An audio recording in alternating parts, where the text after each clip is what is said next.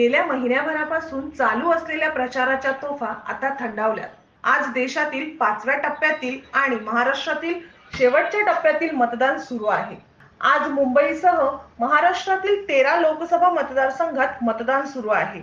आतापर्यंत राज्यामध्ये 4 टप्प्यांमध्ये मतदान झालेले आहे। राजकीय नेते तसेच सिने कलाकार यांनीही आपला बहुमूल्य मत देऊन मतदानाचा हक्क बजावला आहे। तसेच 1 वाजेपर्यंत महाराष्ट्रामध्ये 27.78% मतदान झालेले आहे आणि संपूर्ण देशभरात 36.73% मतदान झालेले आहे। ब्युरो रिपोर्ट, प्रखर लोकमान्य। संपूर्ण महाराष्ट्रातील परखड बातम्या पाहण्यासाठी आमच्या प्रखर लोकमान्य न्यूजला सबस्क्राइब करून बेल आयकॉनवर क्लिक करायला विसरू नका।